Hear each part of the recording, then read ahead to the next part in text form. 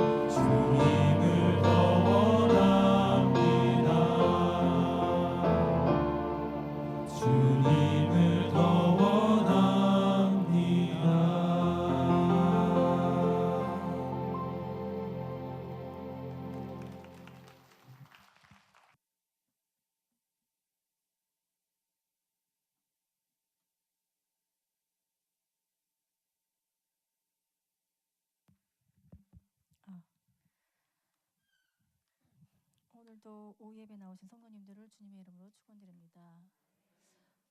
찬양도 너무 은혜스럽고 특성도 너무 은혜스러워서 저만 잘하면 되겠다는 생각에 너무 감동을 주셔가지고 감사드립니다. 오늘 말씀 마태복음 2장 1절에서 11절 말씀인데요. 제가 한 12년 전에 이제 남편하고 이제 한 달 정도 유럽 배낭여행을 한 적이 있었는데 그때 들렸던 곳 중에 하나가 바티칸이었습니다. 그 PPT 좀 한번 띄워주실래요?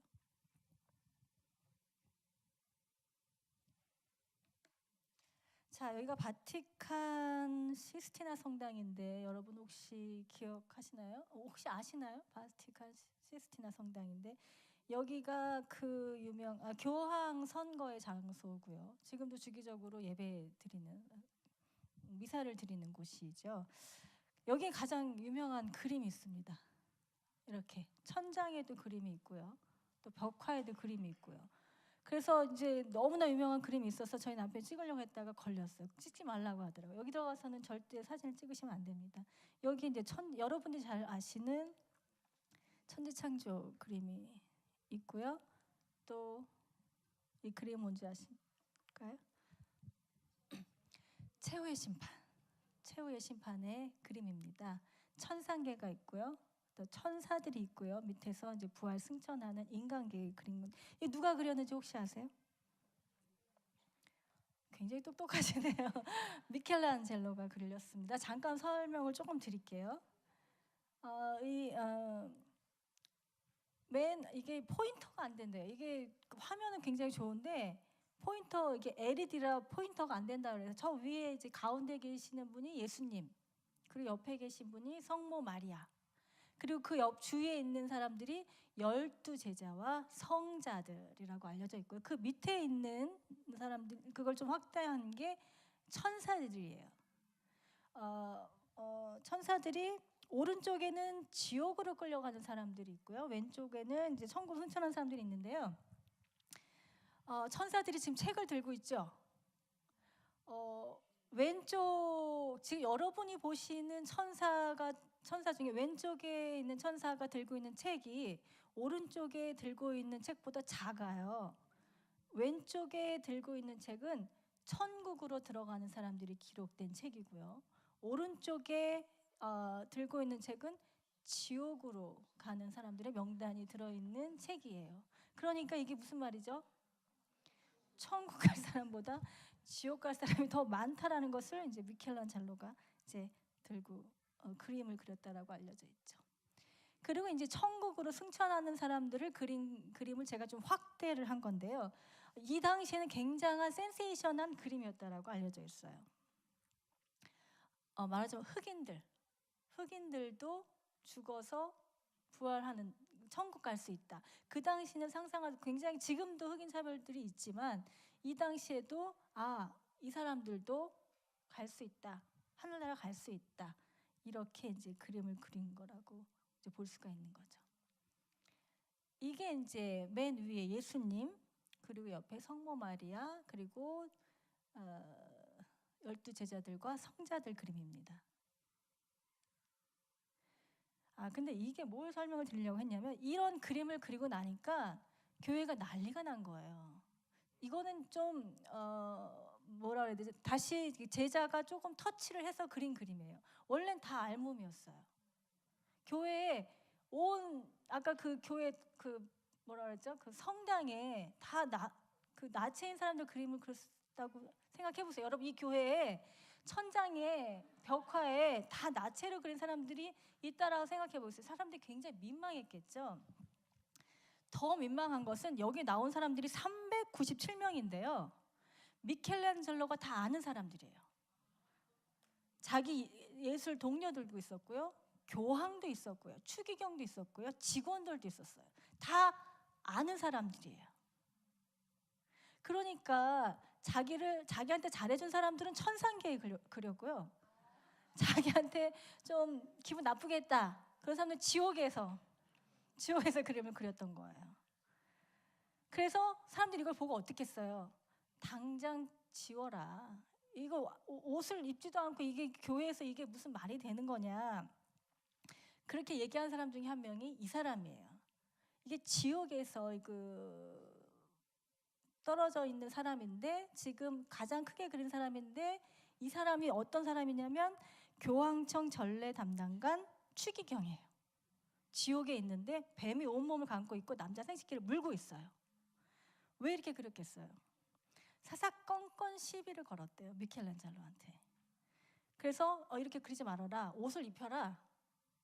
그러니까 이제 화가 난 거예요. 자기 예술 세계에 뭐라고 얘기하니까 화가 난 거예요. 그래서 이렇게 그려놓은 거예요. 그랬더니 이 사람 그림이 교회에 딱 들어서자마자 가장 크게 잘 보이는 거예요. 위에 있는 게 아니라 지옥에 떨어졌기 때문에 너무 잘 보여요, 지옥에 떨어진 사람들은. 그러니까 이 사람이 어떻게 했겠어요? 교황한테 가서 이렇게 그리지 말고 다시 그리게 수정을 하도록 요청을 한 거예요, 교황한테 가서, 추기경이. 그랬더니 교황이 거절을 했어요. 왜 그랬을까요? 자기는 잘 그려줬거든요. 여기 혹시 보이세요? 베드로가 있어요. 베드로. 하얀색 수염을 가지고 열쇠를 들고 있는 베드로가 있어요. 베드로는 천국 열쇠를 들고 있는 거죠. 자기 모습을 베드로로 그려줬으니까 혹시 다시 그리면 자기도 지옥으로 떨어질까 봐 아니 놔둬라. 그래가지고 이 그림은 이대로 그려졌다라는 거죠. 그랬는데 이제 어떻게 설득을 했냐면, 이 사람을 어떻게 설득했냐면, 이 사람이 미켈란젤로예요. 거죽만 있는 사람, 자기 자신의 추악하고 타락한 모습, 나도 이렇게 그렸는데 당신 그림은 아무것도 아니다 이렇게 설득을 해서 이제 지나갔는데 후대에 제자가 옷을 입혔어요. 원래는 다 나체였는데 옷을 입혀서 그렸는데 별명이 기저귀 화가인가? 기저귀를 채웠다 해가지고 나중에 그걸로 인한 너무 심한 갈등으로 인해서 너무 심리적인 그런 비난 속에서 자결해서 죽어요. 제가 오늘 얘기 드리고자 한 것은 베드로가 누굽니까? 베드로. 교황이 자기를 베드로 그려줬어요. 천국 열쇠를 갖고 있는 베드로를 그려줬기 때문에 너무 기분이 좋아서 이 그림에 대해서 터치를 안 했는데 마태복음 16장 다 같이 한번 찾아보실까요? 마태복음 16장 15절에서 19절.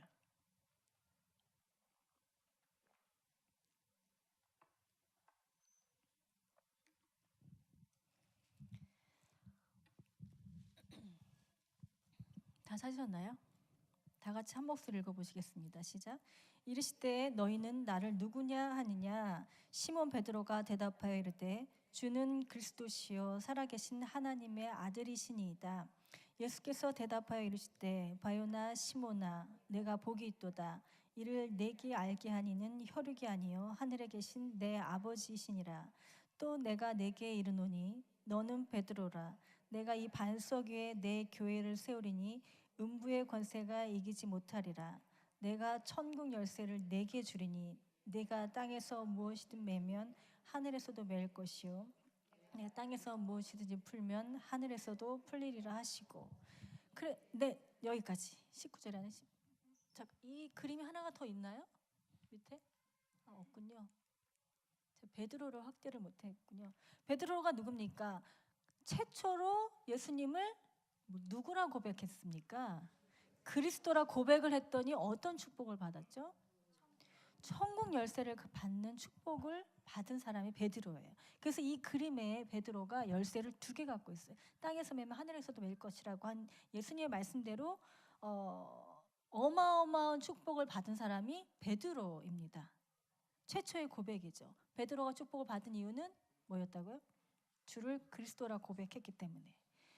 그런데 오늘 여러분 본문 읽어보시면 아시겠지만 사실 그리스도라고 고백한 사람이 베드로가 최초가 아니에요. 누구죠? 오늘 본문에 나오는데 헤롯 왕. 최초의 고백은 오늘 본문에 나옵니다. 동방으로부터 박사들이 헤롯 왕에게 와서 묻죠. 뭐라고 묻습니까? 2절에 유대인의 왕으로 나시니가 어디 계시냐? 우리가 동방에서 그의 별을 보고 그에게 경배하러 왔노라. 유대인의 왕으로 나시니가 어디 계시냐라고 물었을 때 이 말을 듣고 헤롯이 어떻게 합니까? 대제사장과 서기관들을 모으죠. 그래서 물어봅니다. 뭐라고 물어보냐면 4절 한번 다 같이 읽어보실까요? 시작. 왕이 모든 대제사장과 백성의 서기관들을 모아 그리스도가 어디서 나겠느냐 물으니 누구라고요? 그리스도가 어디서 나겠냐고 물었다는 거죠. 33년 이후 이 일이 있고 나서 33년 이후에 베드로가 고백하기 훨씬 전에 예수님을 그리스도라 고백했는데 왜 헤롯은 천국 열쇠를 갖지 못했을까요? 뭐가 문제일까요? 그걸 좀 묵상을 해보니까 8절 한번 같이 읽어보실까요? 다 같이 한번 읽어보시겠습니다. 시작. 베들레헴으로 보내며 이르되 가서 아기에게 대하여 자세히 알아보고 찾거든 내게 고하여 나도 가서 그에게 경배하게 하라. 문제가 뭡니까? 베드로가 왜 천국 열쇠를 베드로처럼 받지 못했을까요? 8절을 보면 자기가 찾지 않았어요. 그렇죠? 영안을 가지고 있었는데 그리스도라 고백을 했는데 자기가 찾지 않았어요. 찾을 마음도 없었던 것 같아요. 이게 헤롯이 천국 열쇠를 소유하지 못했던 이유 중에 하나가 아닐까. 그리고 2번째는 주님을 고백했지만 주님을 믿고 따르겠다는 결단이 없었어요. 자신의 변화가 없었어요. 주님을 믿었다면, 여러분 주님을 그리스도라고 고백한다고 한다면 여러분들은 주님을 고백하고 주님과 함께 동행하는 삶을 살기 위한 결단이 있어야 되는데 헤롯은 그게 없었다는 거죠. 그래서 아마 베드로가 갖고 있었던 천국 열쇠를 자기가 33년 전에 그리스도라 고백을 했지만 받지 못하지 않았을까. 이걸 잠깐 심리학적으로 잠깐 설명을 드리도록 하겠습니다. 제가 이제 상담을 하는 일을 하고 있잖아요. 그런데 이제 상담을 오는 사람들, 굉장히 마음이 아픈 사람들, 문제가 있는 사람들이 많이 오죠. 그런데 그런 사람들이 문제가 어떻게 해결이 되느냐, 자기 문제를 어떻게 해결하느냐, 어떤 지식으로 아는 게 아니라, 가르침으로 그 사람들이 변하는 게 아니라, 문제 해결되는 게 아니라 어떤 지혜가 생기는 순간, 저는 그게 하나님이 임하시는 순간이라고 생각이 드는데, 지혜가 생기는 순간 자기의 문제가 해결되고 내담자들이 변화를 합니다. 그래서 이 지혜 있는 사람들은 자기의 삶에서 해답을 찾을 수 있고 또 의미 있는 삶을 살 수 있고 문제를 해결할 수 있는 이런 힘을 갖게 되는데, 사실 지혜를 갖는 건 쉽지가 않아요. 왜냐하면 그동안 우리가 해왔던 습관적인 일을 바꿔야 되는 거기 때문에, 여태까지 해오던 모든 행동을 바꿔야 되는 건데 쉽지가 않은데, 한번 지금 졸리시니까 제가 실습을 한번 해볼까요? 팔짱을 한번 껴보실래요? 팔짱. 아니.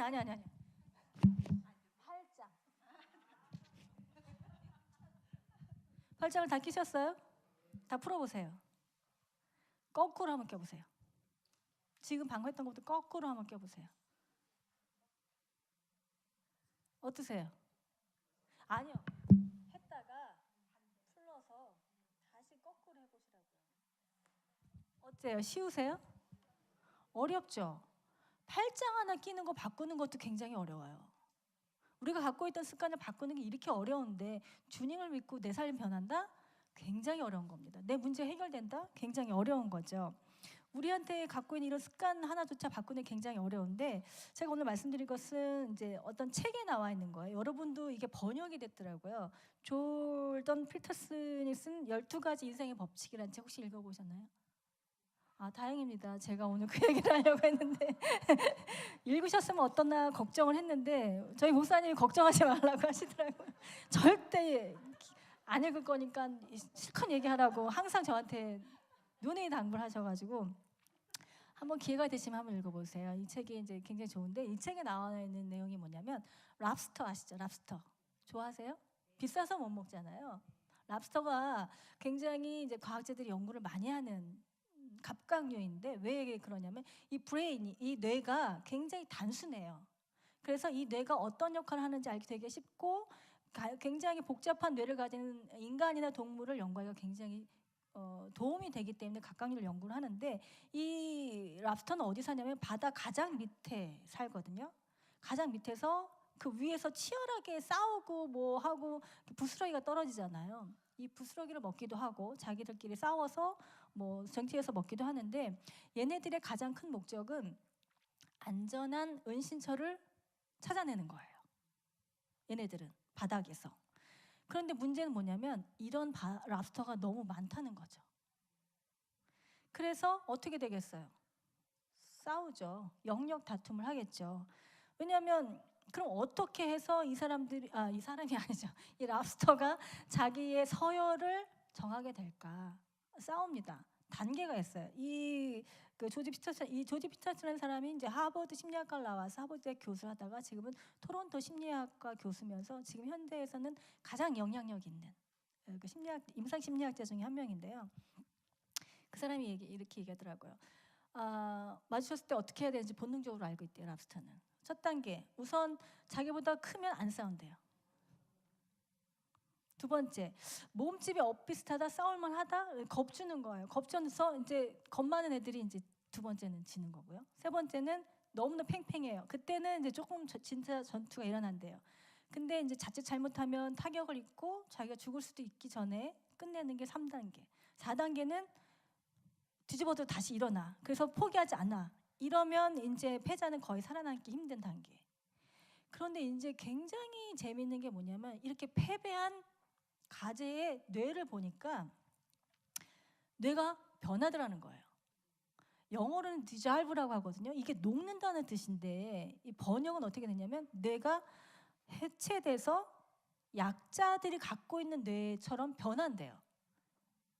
여태까지 승리의 경험이 있어도 내가 이 한 번의 패배로 인해서 변환되는 거예요. 승리자가 많이 갖고 있는 호르몬이 세로토닌이고요. 패자가 갖고 있지 않은 게 세로토닌인 거예요. 그런데 너무 신기한 건요. 뇌가 변한 이 바닷가재 랍스터한테 세로토닌을 주입하잖아요. 움츠려 있던 팔이 펴지더래요.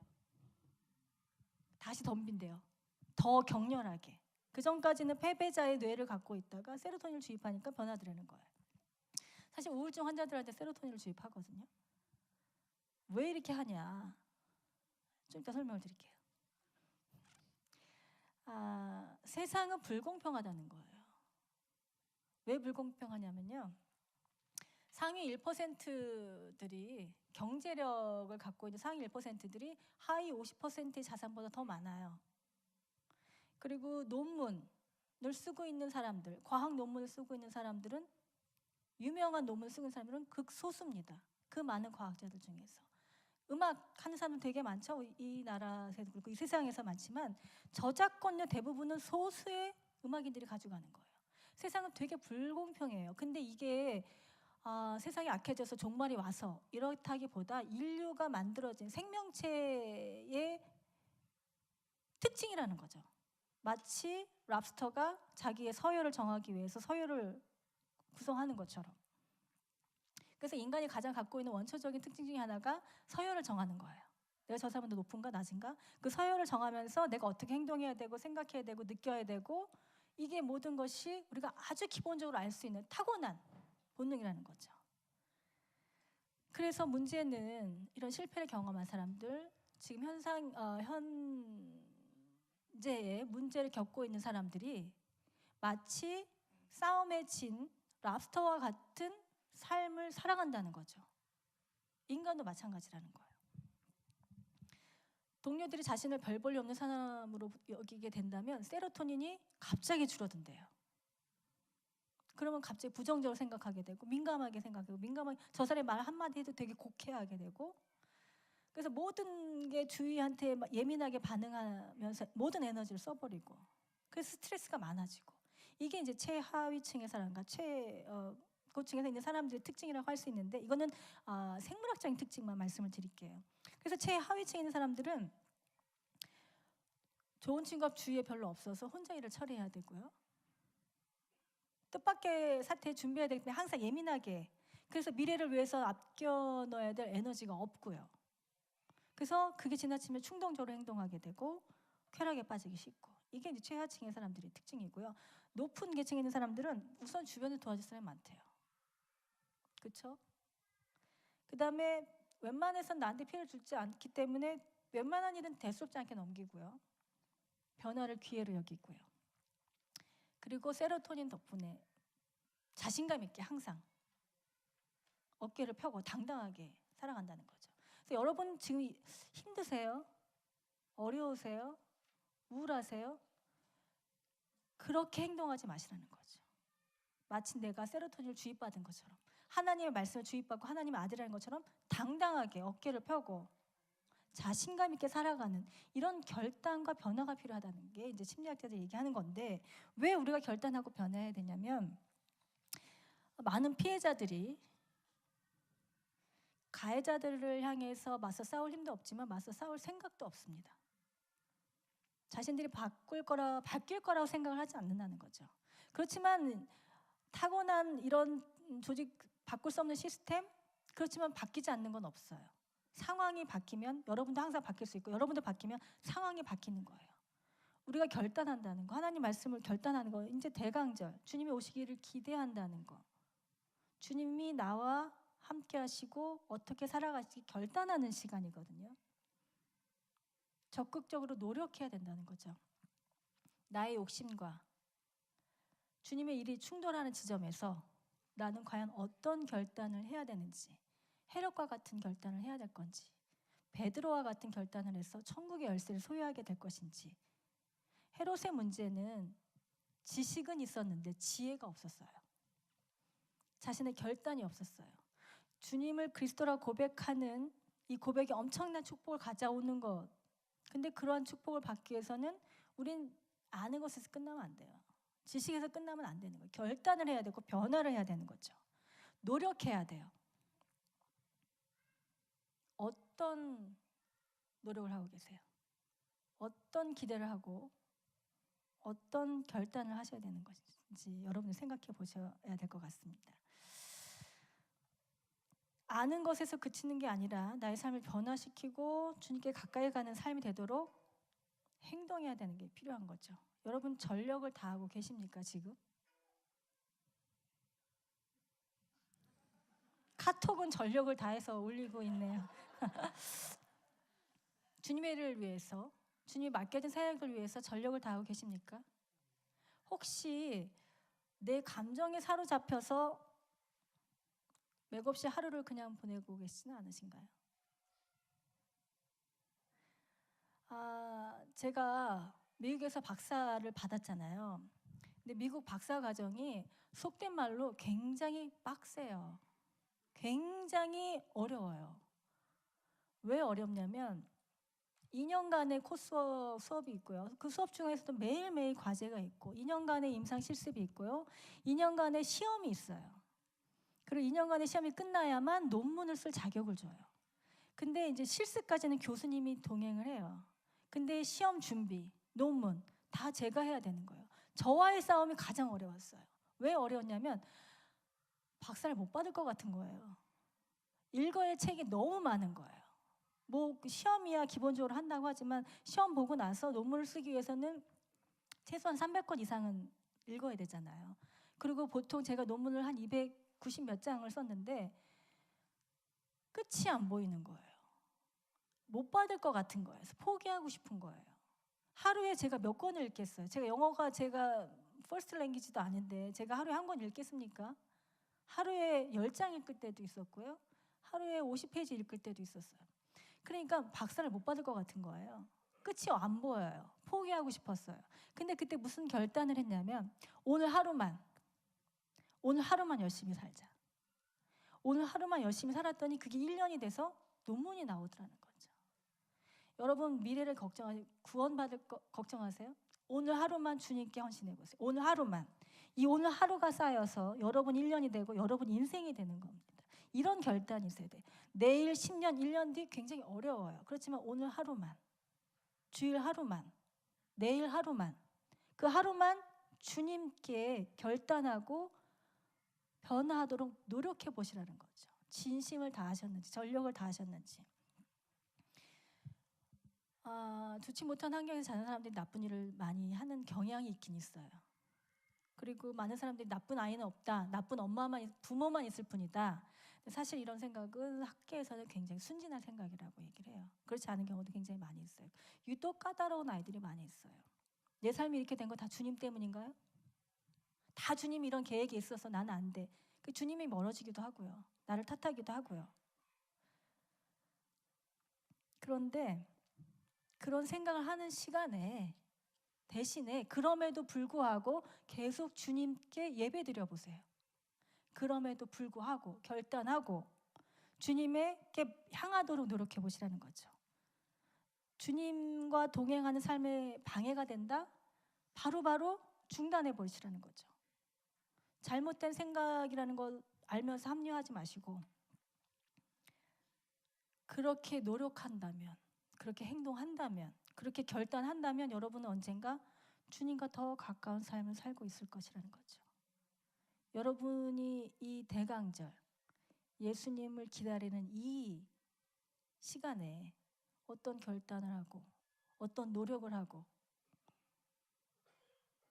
여러분이 변하기로 한 그 순간, 그 결단이 베드로가 가졌던 천국의 열쇠를 소유할 수 있는 기초가 되리라는 것을 여러분이 믿으시기 바라겠습니다.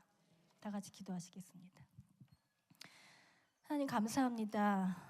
이 대강절 주님이 오시는 날 우리가 오늘 결단하기를 원합니다. 주님께 더 가까이 가길 원합니다. 우리의 삶의 고통 속에서도 갈등 속에서도 그럼에도 불구하고 주님께 더 가까이 나가도록 노력할 수 있는 우리 성도님 될 수 있도록 주님이 함께해 주시길 간절히 바라고 원하오며 이 모든 말씀 예수님의 이름으로 기도드렸습니다. 자, 귀한 말씀 감사합니다. 그럼 박수 한번 하시겠습니다. 자, 2019년을 준비하면서 오늘 내가 어떤 결단을 해야 되는가? 오늘이 우리에게 주어진 시간은 오늘이잖아요. 여러분들 신앙적인 결단을 좀 찬양 가운데 하시고 제가 이제 기도 생활, 예배 생활, 그리고 말씀 생활, 그리고 제가 하나님 앞에 결단하고 지키지 못했던 것들을 다시 한번 하나님께 약속하고 하나님 성령의 은혜를 부어주시고 힘을 주셔서